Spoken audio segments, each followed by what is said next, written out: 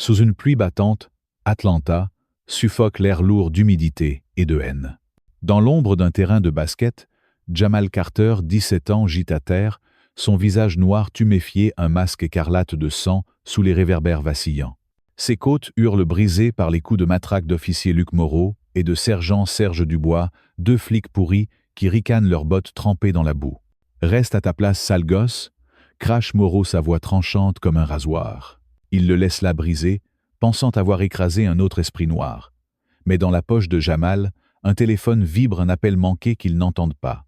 C'est son père, Victor Carter, légende de la Delta Force, un fantôme des champs de bataille. Cette nuit va déchirer le monde de Jamal à jamais.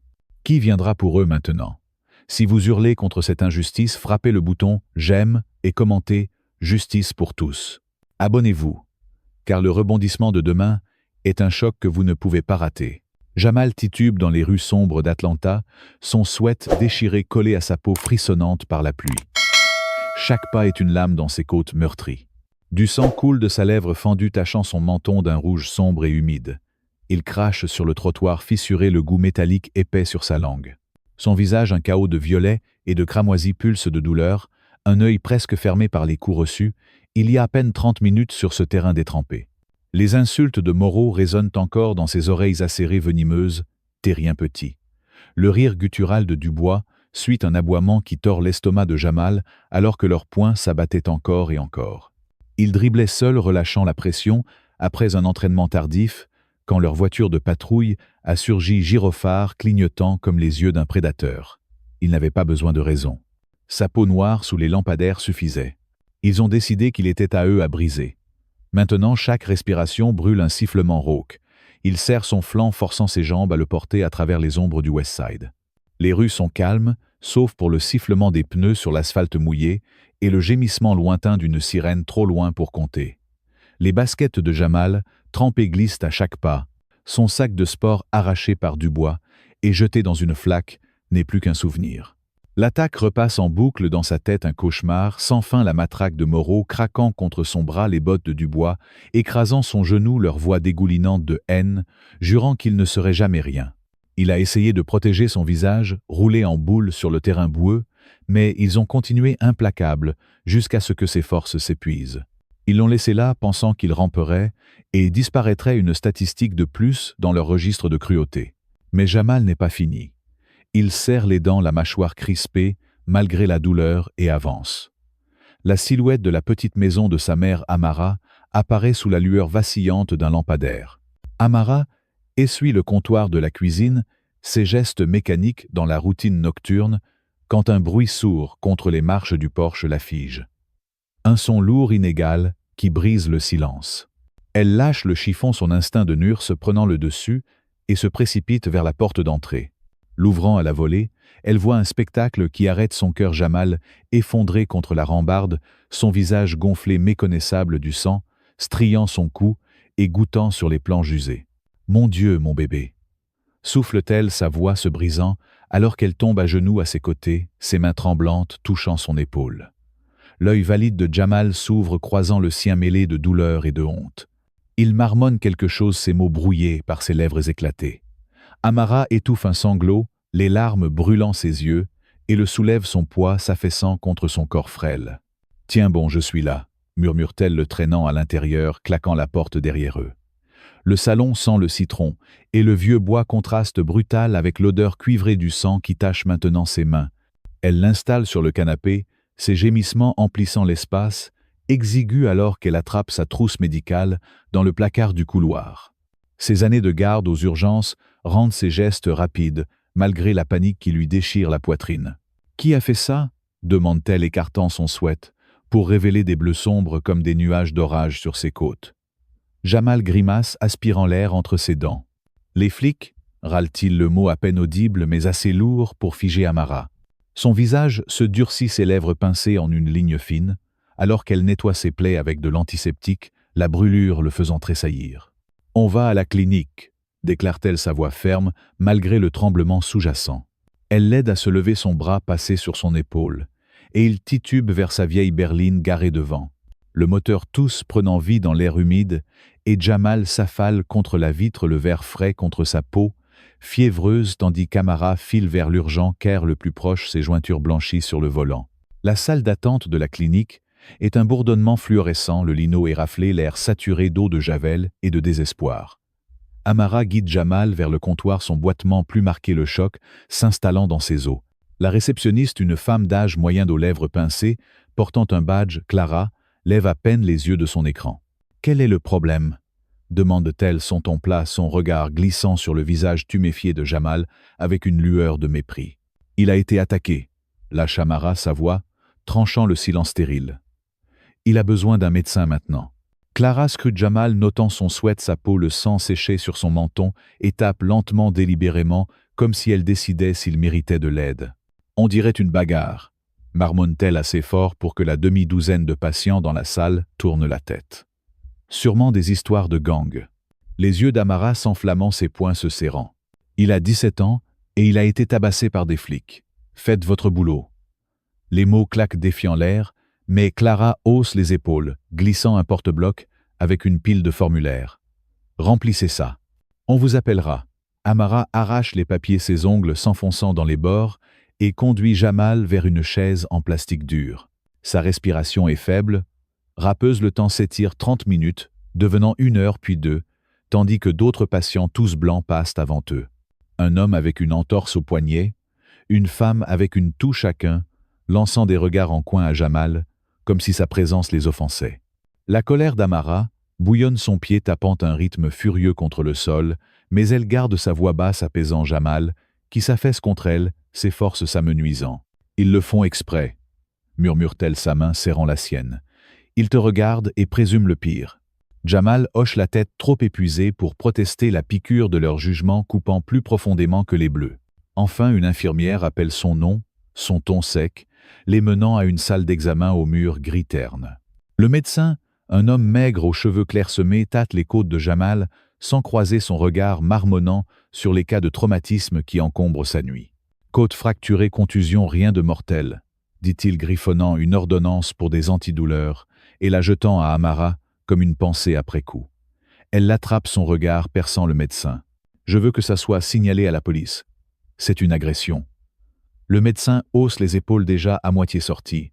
« Voyez ça avec eux vous-même. » Amara serre la mâchoire, ravalant une réplique, se concentrant sur ramener Jamal à la maison. Elle pensait qu'un signalement le protégerait, leur donnerait un bouclier contre ce qui suivrait. Elle avait tort.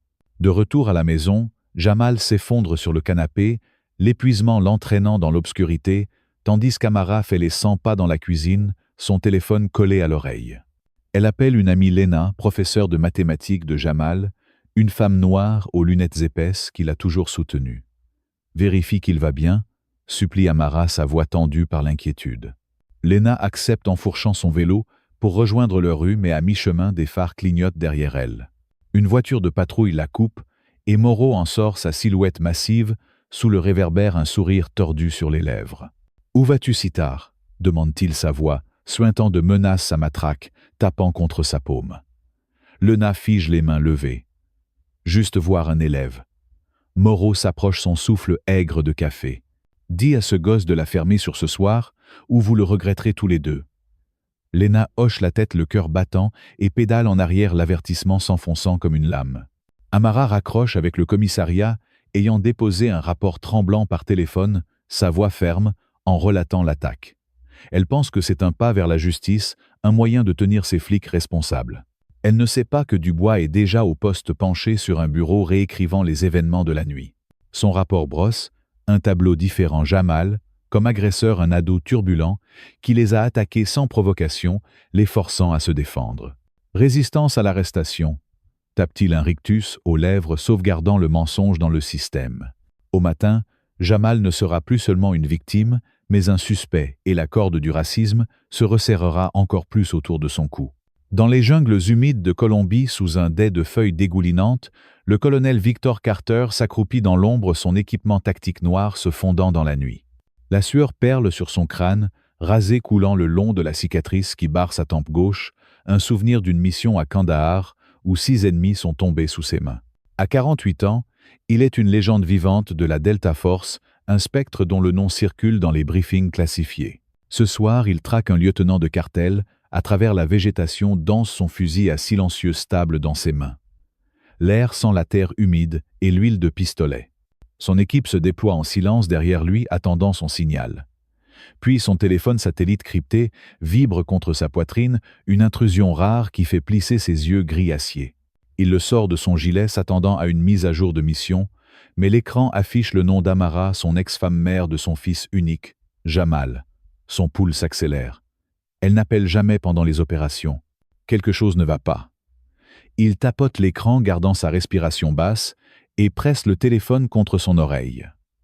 Le cartel à 100 mètres est oublié pour une seconde. Le message vocal crépite la voix d'Amara, perçant le brouillage tendu de panique. Victor, c'est Jamal. Les flics l'ont eu. Il est gravement blessé. Je ne sais pas quoi faire. Le message se brouille, les mots se fracturant. Hôpital. Tabassé. Avant que la ligne ne coupe. La main de Victor se crispe le téléphone, grinçant dans son gant. Son calme s'effrite comme du verre sous un marteau. Son fils. Des flics. Gravement blessé. La jungle s'efface, la mission s'évapore, une rage s'allume dans sa poitrine, un feu qu'il n'a pas ressenti depuis qu'un seigneur de guerre a exécuté un ancien de village sous ses yeux. Jamal, 17 ans, un bon gamin, une étoile du basket, avec un sourire timide et des rêves plus grands que les rues d'Atlanta. Qui a osé le toucher? La mâchoire de Victor se serre, ses dents grincent, rejouant la voix d'Amara, chaque syllabe, une allumette craquée contre son contrôle d'acier. Sans un mot, il fait signe à son second, un opérateur nerveux nommé Thor, d'un geste tranchant. « Je pars », grogne-t-il, sa voix basse coupante déjà en route vers le point d'extraction à 3 kilomètres à l'ouest. Thoré cligne des yeux, la confusion marquant son visage strié de boue. « Monsieur, la cible est à portée. » 30 minutes avant l'assaut. Victor ne ralentit pas ses bottes, écrasant les racines, son fusil sur l'épaule. « Gère. Urgence familiale. » Thor ouvre la bouche, puis la ferme, reconnaissant la glace dans le ton de Victor, celle qui précède le carnage. L'équipe échange des regards, mais n'argumente pas. Ils l'ont vu démanteler un nid de sniper à lui seul à Fallujah. Si le colonel Carter s'en va, c'est sérieux. Le vol de retour est un brouillard, un avion cargo grondant dans le ciel nocturne, le bourdonnement des moteurs noyé par la tempête dans sa tête. Assis seul dans la soute, les genoux pliés, les coudes sur les cuisses, il fixe le sol métallique éraflé, reconstituant ce qu'il peut. L'appel d'Amara signifie que Jamal est vivant, mais, gravement blessé, peut vouloir dire n'importe quoi, ose briser comme à pire. Ses poings se serrent, ses ongles s'enfonçant dans ses paumes, imaginant le corps élancé de son fils, gisant quelque part impuissant. Il a élevé Jamal pour être malin, pour garder la tête basse face aux ennuis, lui répétant 100 fois les règles de survie dans un monde qui voit les garçons noirs comme des menaces avant d'être humains. « Ne leur donne pas d'excuses », disait-il, la voix sévère mais les yeux doux. Jamal a-t-il dérapé, ou le système a-t-il simplement décidé de l'écraser quand même? La culpabilité ronge Victor, pour être à l'autre bout du monde quand son garçon avait besoin de lui. Quand l'avion atterrit sur une piste privée à l'extérieur d'Atlanta, l'aube pointe une fine ligne orange saignante à l'horizon. Victor ne perd pas une seconde, glissant dans un SUV noir banal qu'il garde pour les mouvements hors radar. Son équipement reste dans le coffre, mais il tire un ordinateur portable de secours d'un sac, sa surface mate, marquée par des années d'usage. Assis au volant, le moteur au ralenti, il craque ses jointures et allume l'appareil, ses doigts, volant sur les touches, avec la précision d'un homme qui a piraté les serveurs du Pentagone pour s'amuser. Il accède à une porte dérobée qu'il a créée dans la base de données de la police d'Atlanta, il y a des années, une assurance contre les flics véreux. L'écran scintille des lignes de code, défile alors qu'il contourne les pare-feux, traquant les rapports d'incidents de la nuit. Qu'ont fait ces salauds à son fils? En 7 minutes, il trouve le dossier, une aiguille numérique, dans une botte de foin de vol mineur et d'ivresse publique. Les noms sautent: officier Luc Moreau et sergent Serge Dubois, affectés au secteur du West Side, signalant un trouble à 22 heures. Les yeux de Victor se plissent, lisant leur version. Suspect mâle noir, environ 17 ans, a résisté à l'arrestation après comportement agressif. Force mineure appliquée. Son sang bouillonne une veine, pulsant dans son cou, imaginant le sourire timide de Jamal, remplacé par des bleus. Il clique plus loin, tirant leur profil. Moreau, 32 ans, tête brûlée, avec une série de plaintes pour brutalité étouffée. Dubois, 40 ans, vétéran, décoré avec un talent pour clore les affaires, quel qu'en soit le prix.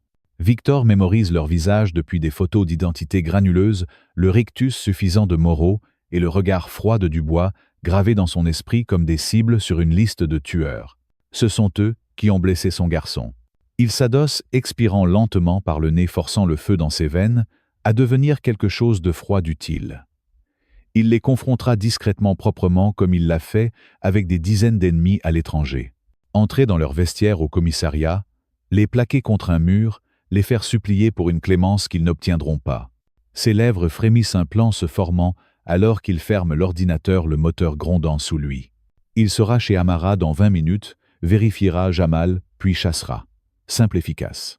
Il passe la vitesse, les pneus crissant sur le gravier, alors qu'il démarre la ville s'éveillant, autour de lui ignorante de la tempête qui s'annonce. Était-ce une nuit comme une autre pour Moreau et Dubois, ou ont-ils enfin franchi une ligne qu'ils ne peuvent défaire? Mais Dubois ne reste pas inactif. Au commissariat, il est assis dans un bureau faiblement éclairé, l'éclat de son écran projetant des ombres sur son visage buriné. Il a vu le rapport d'Amara arriver il y a 1 heure, sa voix tremblante sur la ligne enregistrée, accusant son équipe d'agression. Ça ne peut pas passer. Avec quelques clics, il accède au portail des nouvelles locales, ses doigts tambourinant sur le bureau, alors qu'il envoie une info anonyme. À l'aube, l'émission matinale de Channel 5 hurle à travers Atlanta. Suspect adolescent de gang blesse des officiers dans un affrontement nocturne. Dubois ricane, s'adossant dans sa chaise grinçante, tandis que l'animateur décrit Jamal, comme un fauteur de troubles connu sa photo d'école, flashant à l'écran ses yeux innocents désormais encadrés comme une menace. Le mensonge est lancé, se propageant comme un feu de forêt. La confrontation discrète de Victor va bientôt heurter un mur qu'il n'a pas vu venir. Jamal se réveille au son d'un verre qui se brise, un crash qui le tire d'un sommeil agité sur le canapé de sa mère. Ses côtes meurtries hurlent alors qu'il se redresse, la lumière du soleil filtrant à travers les rideaux fins de leur maison d'Atlanta. Ce n'est pas le calme matinal qu'il espère. Son visage gonflé pulse le goût du sang séché persistant sur ses lèvres fendues. Il plisse les yeux vers la télévision qui hurle dans la pièce Channel 5, diffusant son visage, sa photo d'école, le fixant des lettres rouges criardes, suspect de gang adolescent blesse des officiers. Son estomac se noue une sueur froide, perlant sur sa peau, alors que la voix de l'animateur continue accusatrice. Jamal Carter, 17 ans, fauteur de troubles connus, a attaqué 2 officiers hier soir dans une confrontation violente. Sa respiration se bloque, son œil valide, cherchant la fenêtre d'où venait le bruit de verre. La panique lui serre la gorge. Que se passe-t-il, Amara? Surgit dans la pièce, ses vêtements d'infirmière froissés après une nuit sans sommeil, son visage tordu de fureur, tenant son téléphone. « Ils mentent » crache-t-elle, sa voix tremblante, en pointant la télévision. « J'ai déposé ce rapport pour te protéger, et ils l'ont transformé en cette ordure. » Jamal entend à peine ces mots, avant qu'un autre crash ne déchire l'air, cette fois depuis la cour avant. Il titube jusqu'à la fenêtre, écartant le rideau d'une main tremblante, et se fige. Une foule s'est rassemblée dehors, des dizaines de personnes, débordant sur l'herbe inégale et le trottoir fissuré. Certains brandissent des pancartes griffonnées de « Justice pour Jamal », point levé en solidarité. Mais d'autres plus bruyants agitent des briques et des bouteilles, leurs cris tranchant le matin « Voyou, retourne d'où tu viens ». Une brique vole fracassant la fenêtre du salon à quelques centimètres de la tête de Jamal, le verre pleuvant, sur le sol, alors qu'il se baisse son cœur, martelant ses côtes douloureuses. Amara le tire en arrière, sa poigne féroce le traînant vers la cuisine, loin du chaos qui éclate dehors. « Reste à terre », siffle-t-elle, ses yeux, balayant la pièce à la recherche de quelque chose pour barricader la porte. La télévision continue de hurler la voix de Moreau, coupant maintenant le bruit lisse et arrogante devant un micro au commissariat. On faisait juste notre boulot. Le gamin nous a attaqués hors de contrôle. On a dû se défendre. Les poings de Jamal se serrent, ses ongles s'enfonçant dans ses paumes, alors qu'il revoit le rictus de Moreau sur le terrain détrempé, la matraque écrasant son bras. C'est un mensonge, râle-t-il, sa voix rauque de douleur et d'incrédulité. Amara hoche la tête, la mâchoire crispée, mais avant qu'elle ne puisse répondre, le rugissement dehors s'amplifie, un mélange de hurrahs et de huées, alors que la foule se divise en factions. Les manifestants pour Jamal s'affrontent avec les haineux dans une tempête de poings et de débris volants. Le téléphone sonne strident, coupant à travers la folie. Amara le décroche, sa voix tranchante. Qui est-ce? C'est le principal de Jamal M. Fournier son ton sec et formel, en raison des récents événements et des préoccupations de sécurité. Jamal est suspendu indéfiniment. Nous ne pouvons tolérer ce genre d'attention à l'école Kara. Les yeux d'Amara s'enflammant, sa main libre frappant le comptoir. C'est lui la victime, pas le problème. Fournier reste inflexible. Voyez ça avec le conseil. Décision finale. La ligne s'éteint, laissant Amara fixant le combiné, sa respiration hachée. Jamal s'affaisse contre le mur, le poids de tout cela, l'écrasant battu, accusé à tort, maintenant expulsé de l'école. Son monde rétrécit, les murs se refermant à chaque minute. Comment une nuit attirée des paniers s'est-elle transformée en ce cauchemar? Dehors, le chaos s'intensifie, les sirènes, hurlant alors que la police arrive non pour aider, mais pour contenir la foule matraque brandie contre les pancartes « Justice pour Jamal ». Une bouteille s'écrase contre leur porte, le choc résonnant dans la maison. Jamal tressaille, ses mains meurtries pressées contre ses oreilles. Amara attrape un balai balayant le verre du sol avec des gestes furieux, sa voix basse et déterminée. « On va se battre. Je contacte un avocat aujourd'hui. » Elle pense que la justice est encore à portée, une bouée qu'ils peuvent saisir s'ils poussent assez fort. Elle compose le numéro d'une amie, Camille, une avocate des droits civiques qui a déjà affronté des flics véreux. Ces mots jaillissent précipités. « Ils salissent mon garçon Camille. On a besoin d'aide. » La voix de Camille crépite à travers ferme et féroce. « Je m'en occupe, Amara. On va poursuivre le département, faire éclater la vérité. » Jamal exhale une étincelle d'espoir s'allumant dans sa poitrine. Peut être-ce la sortie. Mais l'espoir est fragile et Dubois est déjà 3 longueurs d'avance.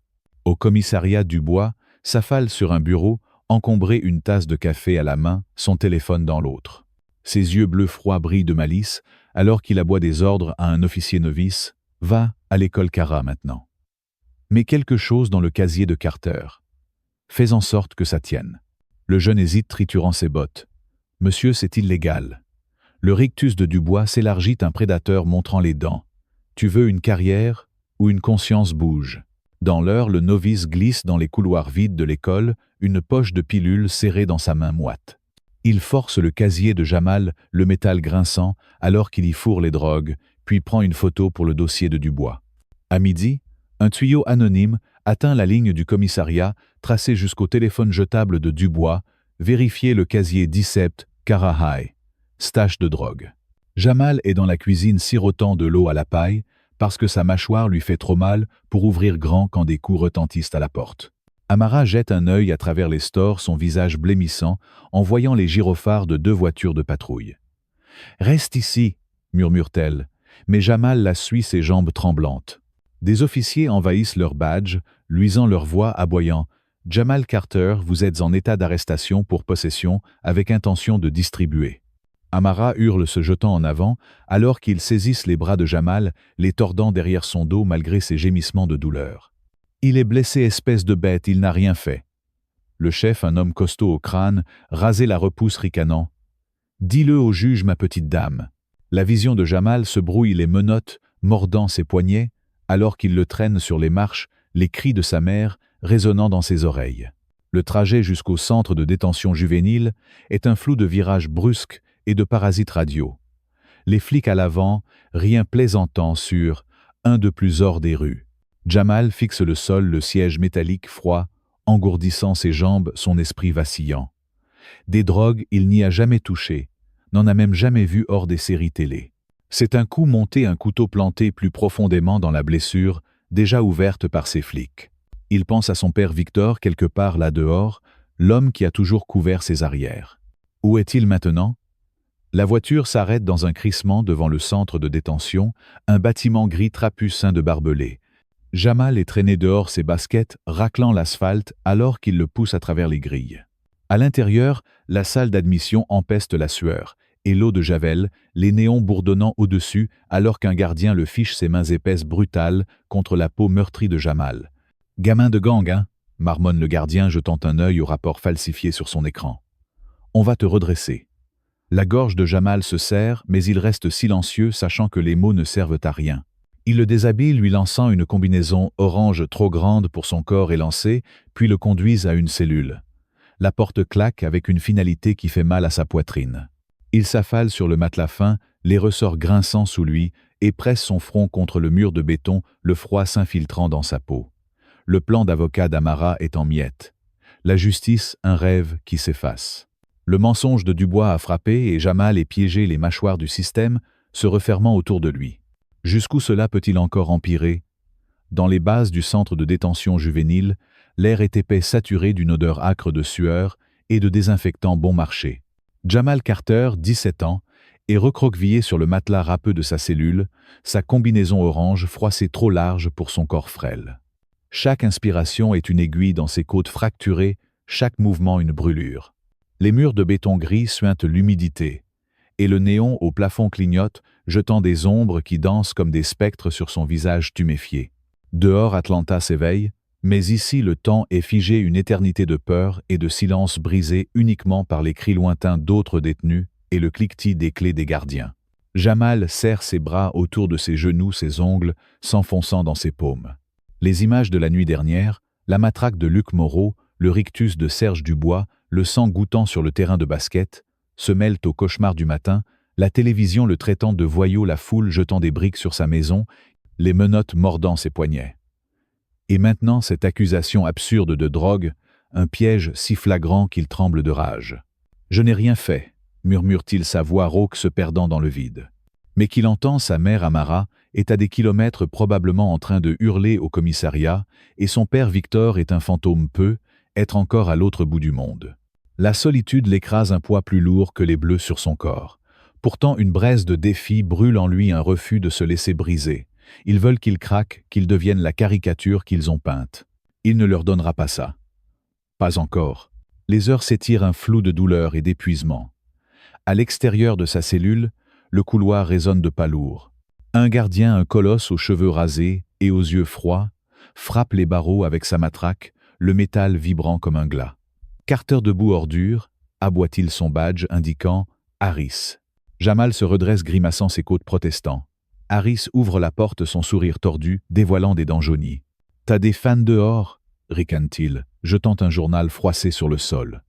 La une en lettres grasses hurle. « Adolescent de gang arrêté après attaque brutale sur officier ». La photo de Jamal, tirée de son année de seconde, le montre souriant, mais le gros titre le transforme en monstre. Jamal fixe le papier, son estomac se nouant. « C'est des conneries », lâche-t-il, sa voix tremblante de colère.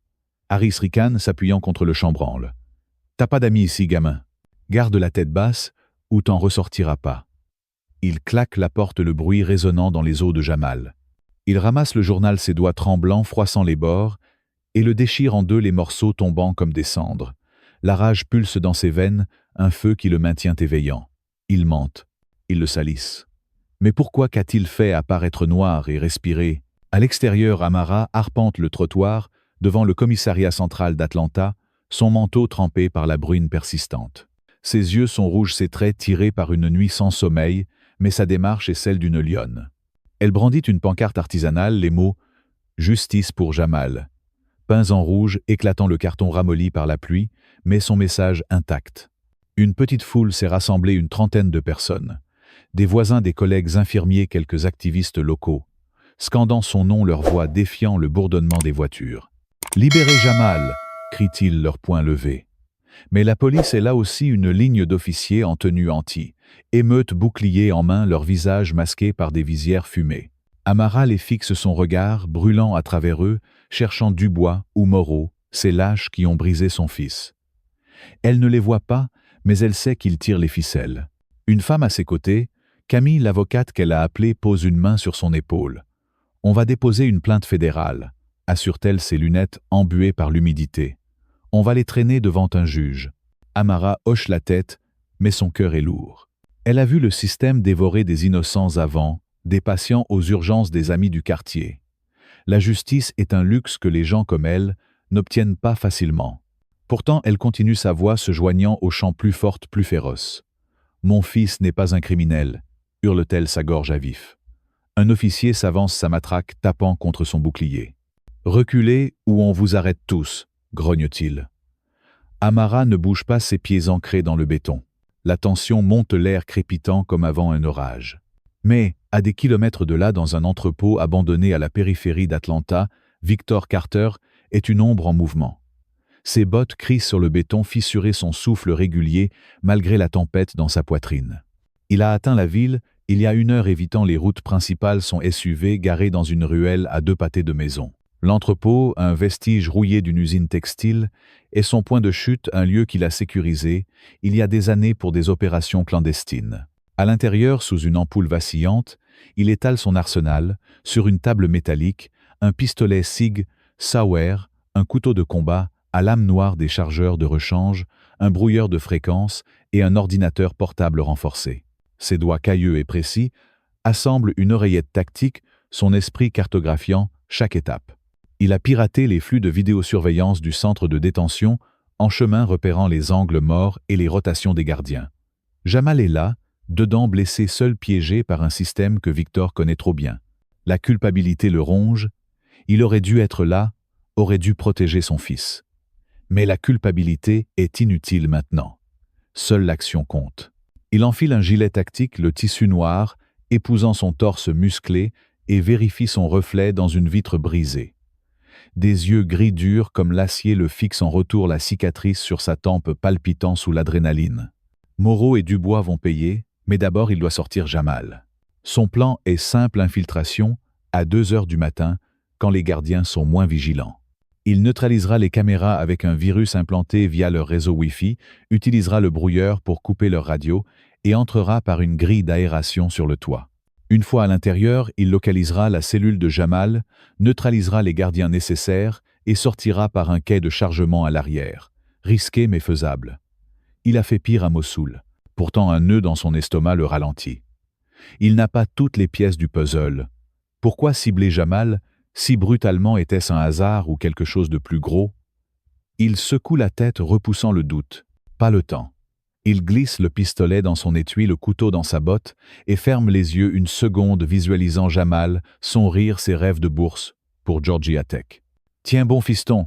murmure-t-il, sa voix basse dans l'obscurité. Puis il se lève, une machine de guerre en mouvement. Mais le piège de Dubois est déjà en place.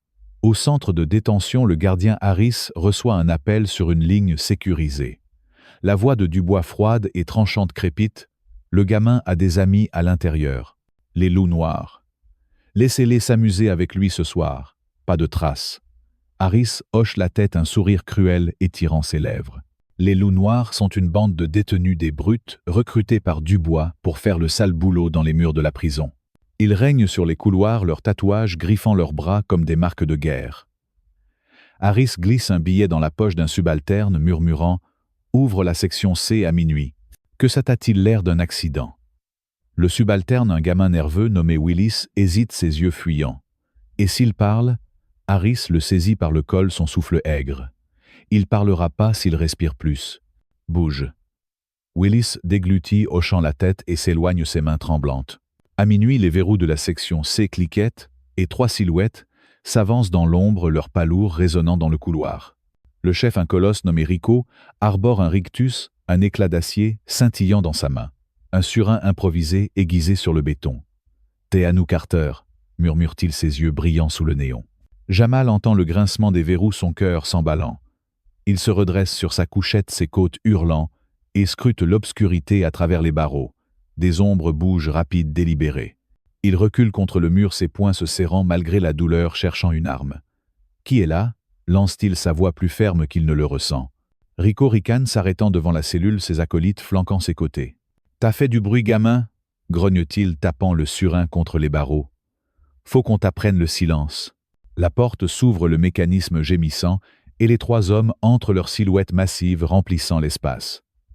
Jamal se tend, son dos pressé contre le béton froid, cherchant une issue qui n'existe pas.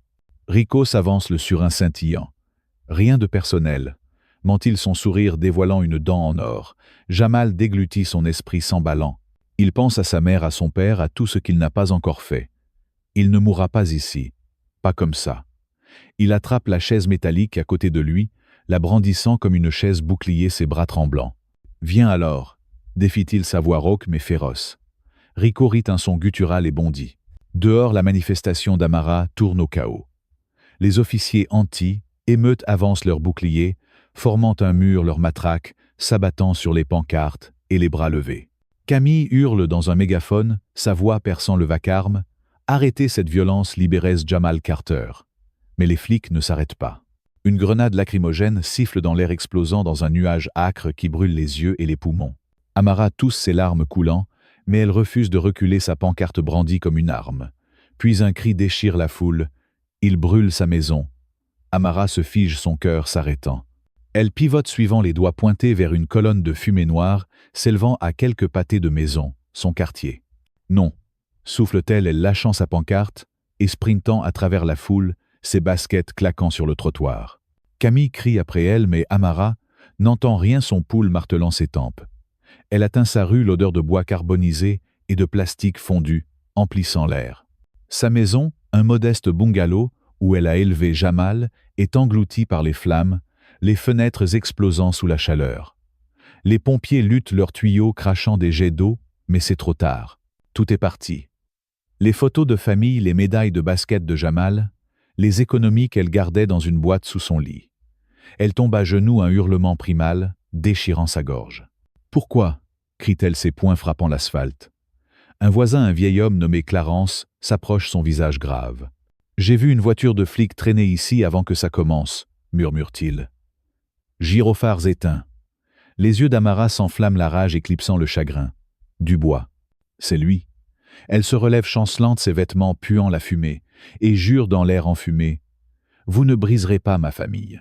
Au même moment, Victor atteint le centre de détention, une ombre glissant sur le toit, sous le couvert de la nuit. Son brouilleur est actif, un bourdonnement basse fréquence neutralisant les radios des gardiens. Il force la grille d'aération, le métal cédant sous ses outils, et rampe à l'intérieur, son corps musclé frôlant les parois étroites. L'adrénaline aiguise ses sens, chaque goutte d'eau et chaque grincement amplifié. Il atteint une gaine verticale, descendant en rappel, avec une corde fine, ses bottes touchant le sol d'un couloir de service. Les caméras sont hors service, leurs lentilles aveuglées par son virus.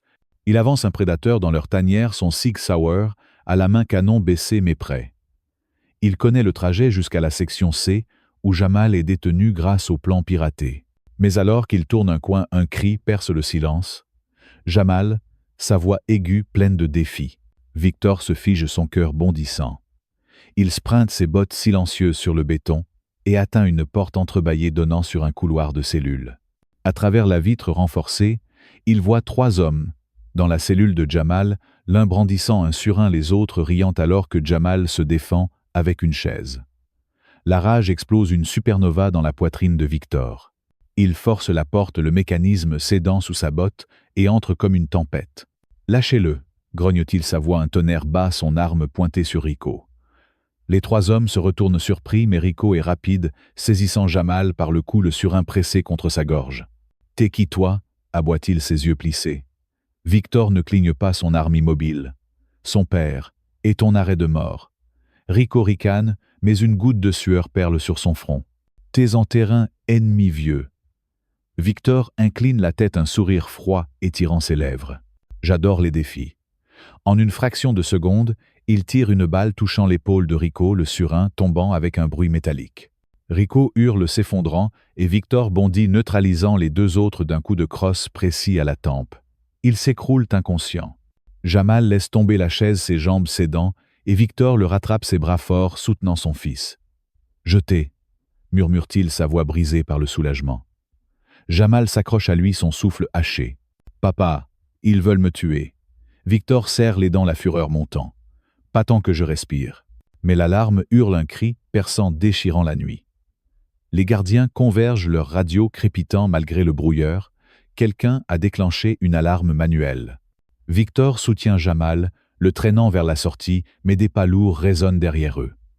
Une équipe SWAT, menée par Dubois lui-même, bloque le couloir, leurs fusils d'assaut braqués. Dubois en gilet tactique, un sourire narquois aux lèvres, s'avance. « Colonel Carter » dit-il, sa voix suintant de mépris. « T'es loin de tes jungles. » Victor plisse les yeux, son arme pointée sur la poitrine de Dubois. « T'as touché mon fils » grogne-t-il. « Erreur fatale. » Dubois rit un son glacial. « Ton fils est fini. Et toi aussi. » Il fait un geste, et les SWAT avancent leur laser, dansant sur la poitrine de Victor. Jamal s'agrippe à son père, son cœur battant. « Papa, ils ont tout pris », murmure-t-il. Victor serre sa main, sa voix ferme. « Pas nous, pas encore. » Il tire une grenade fumigène de sa ceinture, la lançant au sol. Le nuage explose aveuglant le SWAT, et Victor sprinte portant presque Jamal vers une sortie de secours. Ils émergent dans une cour, l'air frais frappant leur visage, mais des projecteurs s'allument en éblouissant. Des tireurs d'élite sur les miradors visent leurs points rouges cherchants. Victor pousse Jamal derrière une benne à ordures, ses yeux balayant les toits. « Reste baissé », siffle-t-il. Jamal, faible mais déterminé, hoche la tête, sa main, serrant le bras de son père. « Ils ne s'arrêteront pas », murmure-t-il, la peur et la colère dans sa voix. Victor acquiesce, chargeant un nouveau chargeur. Alors on les arrête.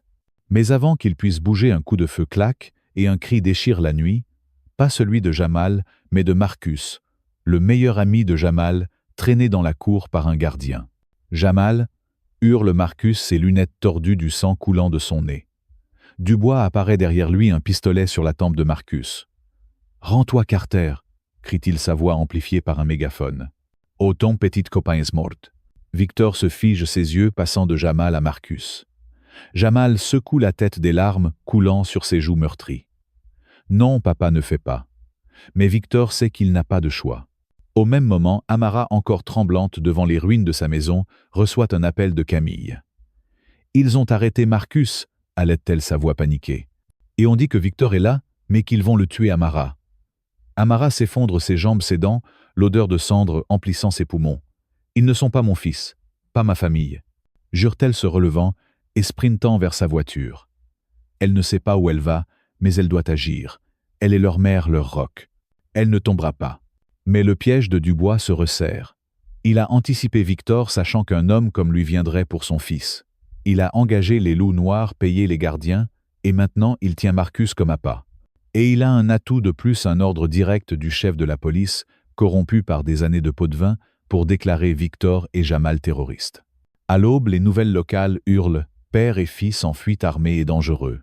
Une vidéo truquée circule montrant Victor tirant sur des innocents fabriqués par un technicien à la solde du bois. Le mensonge est flagrant mais assez puissant pour enflammer la ville. Atlanta est un piège désormais, chaque rue un danger, chaque flic un chasseur. Et Dubois dans l'ombre sourire, pensant qu'il a gagné. Victor, Jamal et Marcus sont acculés, mais pas encore brisés. Victor s'agenouille derrière la benne, ses yeux calculants. Il sait qu'ils n'ont pas beaucoup de temps. « Écoutez-moi », dit-il, sa voix grave coupant la panique. « On va sortir d'ici. Ensemble !» Jamal hoche son visage marqué par la douleur, ses yeux brillants de détermination. Marcus, malgré sa peur, acquiesce. Victor charge son arme, ses lèvres serrant. « Dubois veut une guerre », murmure-t-il. « Il va l'avoir. » Mais alors que les SWAT se rapprochent, les projecteurs éblouissants et les armes braquées, la question reste: comment peuvent-ils fuir une ville qui les a déjà condamnés? Et jusqu'où la colère de Dubois poussera-t-elle-t-il? La cour du centre de détention est un piège de lumière, crue, les projecteurs perçant la nuit comme des lames. Victor Carter souffle court et tapis derrière une benne, son cig, Sauer, brûlant dans sa main. Jamal, côte fracturée, s'accroche à lui, ses yeux injectés de sang, luisant de peur et de défi. Marcus, visage tuméfié, est à quelques mètres, un pistolet de Dubois pressé contre sa tempe. Les tireurs d'élite sur les miradors visent leurs poings rouges dansant sur le béton. L'alarme hurle mêlée aux aboiements des SWAT. Dubois, sourire narquois, brandit un mégaphone. « Rends-toi, Carter !» crache-t-il. Victor serre les dents, sa rage un brasier. Ils ont brûlé la maison d'Amara, piégé Jamal, menacé Marcus. Ces lâches ne méritent pas de vivre, mais il est acculé. Jamal murmure « Papa, sauve-le !» Victor secoue la tête. On sort tous. Amara fonce dans sa berline pneu, crissant sur l'asphalte mouillé d'Atlanta. Ses mains tremblent, l'odeur de cendre collée à ses vêtements. L'appel de Camille « Ils ont Marcus, ils vont tuer Victor » lacère son cœur. Sa maison est en ruine, son fils emprisonné, son ex-mari piégé. Elle frappe le volant, criant « Vous ne gagnerez pas ». Elle ignore où aller, mais file vers le centre de détention, pieds écrasés sur l'accélérateur. Les écrans hurlent « Terroriste en fuite, Victor » et Jamal Carter. Une vidéo truquée montre Victor abattant des gardes, un mensonge éhonté. C'est Dubois, ce monstre. Sa colère est une flamme dévorante. Elle ne s'arrêtera pas. Dans la cour, Victor calcule. Les SWAT sont à 10 mètres fusil braqué. Dubois tient Marcus comme bouclier. Il a une grenade fumigène, 6 balles, un couteau. Pas assez pour une fusillade, mais assez pour le chaos. Il murmure à Jamal, court vers la grille à gauche. Jamal proteste. Et Marcus, Victor serre son épaule. Je m'en occupe. Il lance la grenade, un nuage gris explose. Les SWAT, tous leurs lasers vacillent. Victor sprinte vers Marcus. Dubois tire, la balle ricoche. Victor plonge derrière un muret riposte, frôlant l'épaule de Dubois. Le sergent hurle, lâche Marcus qui rampe vers l'ombre. Cours, crie Victor. Jamal sprinte vers la grille, basket claquant. Dubois aboie dans son talkie. Faites sauter l'entrepôt. À 3 kilomètres, une bombe explose l'entrepôt, où Victor stockait des armes réduites en cendres. Le ciel, s'embrase, l'onde de choc, secoue la cour. Victor comprend, ils effacent ses ressources. Il est seul. Mais la rage le porte. Il tire, touchant un SWAT au genou. Les autres reculent. Marcus rejoint Jamal, les deux adolescents s'agrippant. Victor arrache la grille, le métal gémissant. « Allez !» grogne-t-il, poussant les garçons. Un tireur d'élite tire la balle, siffle près de son oreille. Victor riposte, neutralisant le sniper. Le trio fuit dans une ruelle. Il se réfugie dans un garage abandonné, mur couvert de graffitisères puant l'huile. Jamal s'effondre, respiration sifflante, douleur le submergeant. Marcus essuie le sang de son nez, yeux terrifiés. Victor verrouille la porte, s'agenouille près de Jamal. « Tiens bon !» murmure-t-il, notant sa pâleur, sa sueur froide. « Ils m'ont donné quelque chose », halète Jamal. « Dans l'eau, à la prison. » Victor jure. « Du poison. » Dubois voulait s'assurer que Jamal ne parlerait pas. Il injecte un antidote générique, priant. « Reste avec moi, fiston. » Amara atteint le centre, mais ses bouclés blindés bloquant les rues. Elgar a un pâté, appelle Camille, voix brisée. Ils sont là, dedans. Camille supplie d'attendre. Une hacker Zoé peut aider.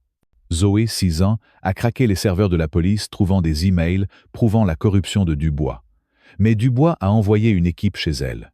Amara raccroche, se glisse par une brèche dans une clôture, cœur battant. Dans le garage, Victor pirate, un vieux laptop contacte Zoé. Sa voix nerveuse crépite. « J'ai les fichiers. » Dubois a tout orchestré. Mais un cri retentit, la ligne coupe. Dubois ricane. « Tu croyais qu'on te trouverait pas, gamine ?» Victor hurle. « Touche-la, t'es mort. » Jamal insiste. « Je peux hacker leur système. » Victor hoche. Jamal infiltre le réseau, localise Zoé via son GPS. « Entrepôt sud », halète-t-il. Victor arme le trio, donne un pistolet à Marcus. « Restez prêts. » Il vole une voiture, roule vers l'entrepôt, l'aube rouge sang. Mais c'est un piège mercenaire encerclant le site. Une embuscade, éclate, balles criblant la voiture. Victor percute une barricade, couvre Jamal, et Marcus rampant vers un fossé. Jamal pirate les caméras, diffuse l'attaque sur X. Les images. Dubois torturant Zoé, mercenaire tyran, enflammant les réseaux. Justice pour Jamal explose. Amara voit la diffusion, son cœur bondit. Elle vole une radio de police, entend Dubois, tuez-les. Sa rage culmine. Elle trouve une patrouille abandonnée, fonce vers l'entrepôt, croise une foule de manifestants, pancartes brandies. Elle klaxonne, les entraînant. Victor infiltre l'entrepôt, neutralise les gardes. Il trouve Zoé attachée, ensanglantée, mais défiant. « J'ai tout envoyé », murmure-t-elle. Il la libère, ils rejoignent Jamal et Marcus. Dubois et Moreau surgissent, armes braquées. Fin du jeu, ricane Dubois. Victor se dresse. « T'as empoisonné mon fils. T'es fini. » La foule menée par Amara brise les portes. Dubois panique, tire, mais Victor touche sa main. Amara frappe Moreau avec une barre. Dubois s'enfuit blessé. La foule envahit, mercenaires se rendant. Jamal s'effondre dans les bras d'Amara, l'arme mêlée. Zoé diffuse les fichiers exposant la corruption. Mais Dubois s'échappe, le système le peint en héros. Victor, Jamal, Marcus fuit traqué. Dans une planque, Jamal voit Atlanta brûler, émeute mondiale. « On a montré la vérité », murmure-t-il. Victor hoche, la guerre continue. Amara serre leurs mains, on ne s'arrête pas. La justice se gagne dans le sang. Leur combat ne fait que commencer. Le récit palpitant de « La flamme de la vérité » nous plonge dans un tourbillon d'émotions où la colère, l'injustice et la résilience s'entrelacent dans une lutte acharnée pour la vérité. À travers les épreuves de la famille Carter, confrontée à un système corrompu, orchestré par des figures comme Dubois, l'histoire résonne profondément avec des valeurs chères à la culture française, la quête de justice, la solidarité face à l'oppression et l'importance de défendre la vérité même au prix de grands sacrifices. En tant que Français, nous sommes souvent sensibles à ces récits de résistance qui évoquent notre histoire marquée par des combats pour la liberté de la Révolution française aux mouvements sociaux modernes. Ce texte explore les sentiments suscités par cette œuvre et les leçons que nous pouvons en tirer pour enrichir nos vies, tout en proposant un appel vibrant à l'action pour partager cette réflexion. Dès les premières lignes, la flamme de la vérité nous happe par l'intensité de la colère qui anime les personnages. Jamal, victime d'un piège ignoble, incarne l'innocence bafouée, une figure qui touche au cœur. Sa douleur physique, ses côtes fracturées et sa détresse psychologique face à une accusation injuste éveillent en nous une indignation familière. En France, où l'égalité et la justice sont des piliers républicains, voir un jeune homme noir ciblé par un système corrompu rappelle les débats sur les discriminations systémiques. Cette colère, loin d'être stérile, devient un moteur. Elle pousse Victor le père à risquer sa vie pour sauver son fils et Amara, la mère, à défier les flammes et les barricades pour protéger sa famille. Leur rage est celle d'une humanité qui refuse de plier une émotion universelle, qui trouve écho dans les manifestations françaises où la foule scande pour défendre ses droits. Mais au-delà de la colère, c'est la résilience des Carter qui marque. Malgré la perte de leur maison, les mensonges médiatiques et les menaces de mort, ils ne cèdent pas. Victor, avec son passé militaire, symbolise la discipline et la stratégie des qualités valorisées dans la culture française, où l'on admire les héros capables de transformer la douleur en action. Amara, quant à elle, incarne la force maternelle, un archétype puissant dans notre société où la famille est un refuge sacré. Leur unité face à l'adversité m'a ému, me rappelant l'importance de la solidarité, un principe cher aux Français que l'on retrouve dans nos traditions d'entraide des cercles familiaux aux associations communautaires. L'histoire de Zoé, la jeune aqueuse, ajoute une couche d'espoir. Son courage, malgré sa vulnérabilité, reflète une jeunesse française qui, à l'image des Gilets jaunes ou des militants climatiques, ose défier les puissants. Sa détermination à diffuser la vérité même sous la torture m'a inspiré un profond respect. Elle incarne l'idée que chacun, peu importe son âge ou ses moyens, peut faire pencher la balance. Cette idée résonne avec la devise française. Liberté, égalité, fraternité. La liberté de Zoé de dire non à l'injustice, l'égalité qu'elle défend en exposant la corruption et la fraternité qu'elle partage avec les Carter sont des valeurs qui nous unissent. Ce récit offre des leçons précieuses pour notre quotidien. Tout d'abord, il nous enseigne que la colère, lorsqu'elle est canalisée, peut devenir une force de changement. Trop souvent, nous refoulons nos frustrations face aux injustices, qu'il s'agisse d'un collègue favorisé injustement ou d'une politique inéquitable. L'histoire des Carter nous invite à transformer cette colère en action constructive, écrire une lettre, organiser une réunion ou simplement parler. En France, où la grève et la manifestation sont des droits chéris, nous pouvons nous inspirer de cette énergie pour défendre nos convictions tout en restant fidèles à notre tradition de dialogue. Ensuite, l'unité est une arme puissante. Les Carter, malgré leurs divergences, Victor l'absent, Amara la protectrice, Jamal l'adolescent blessé, s'unissent pour survivre. Dans nos vies, nous pouvons appliquer cette leçon en renforçant nos liens familiaux et amicaux. En France, les repas partagés, les fêtes de village ou même les discussions animées dans les cafés sont des moments où nous tissons ces liens. Face aux défis comme une crise économique ou personnelle, s'appuyer sur notre communauté peut faire la différence. Enfin, la persévérance est essentielle. Les Carter ne gagnent pas une victoire totale. Dubois s'échappe, le système vacille mais tient. Pourtant, il continue. Cette ténacité me rappelle les longues luttes françaises comme celle pour les droits des travailleurs ou l'égalité des genres. Dans nos vies, persévérer face à l'échec, un projet refusé, un rêve différé, est crucial. Comme les Carter, nous devons croire que chaque pas compte, même si la justice semble lointaine. Dans la vie quotidienne, ces leçons peuvent se traduire par des gestes simples mais puissants. Par exemple, face à une injustice au travail, au lieu de ruminer, je pourrais organiser une discussion avec mes collègues pour trouver une solution collective à l'image de la solidarité des Carter. Ou encore, en m'engageant dans une association locale, je pourrais contribuer à une cause qui me tient à cœur comme Zoé l'a fait avec ses talents de hackeuse. Enfin, pour cultiver la persévérance, je pourrais tenir un journal de mes objectifs, notant chaque petite victoire, comme un rappel que le chemin est long mais valeureux. Ces actions ancrées dans les valeurs françaises de justice et de fraternité donnent un sens concret à l'histoire. Si cette histoire vous a touché, si elle a éveillé en vous une flamme de résistance ou un élan de solidarité, alors agissez. Likez cette vidéo pour montrer votre soutien à ces récits qui dénoncent l'injustice. Partagez-la avec vos amis, votre famille, vos collègues, pour que la vérité voyage comme les fichiers de Zoé ont enflammé les réseaux. Abonnez-vous à notre chaîne pour ne manquer aucune de ces histoires qui nous rappellent pourquoi nous luttons. Et surtout, laissez un commentaire. Dites-nous ce que cette histoire a changé en vous, quelles leçons vous emportez ou comment vous résistez dans votre vie. Ensemble, faisons entendre nos voix, comme les Carter ont fait trembler Atlanta. La justice commence par un clic, un mot, un pas. Alors qu'attendez-vous? Le récit palpitant de « La flamme de la vérité » nous plonge dans un tourbillon d'émotions où la colère, l'injustice et la résilience s'entrelacent dans une lutte acharnée pour la vérité. À travers les épreuves de la famille Carter, confrontée à un système corrompu orchestré par des figures comme Dubois, l'histoire résonne profondément avec des valeurs chères à la culture française, la quête de justice, la solidarité face à l'oppression et l'importance de défendre la vérité même au prix de grands sacrifices.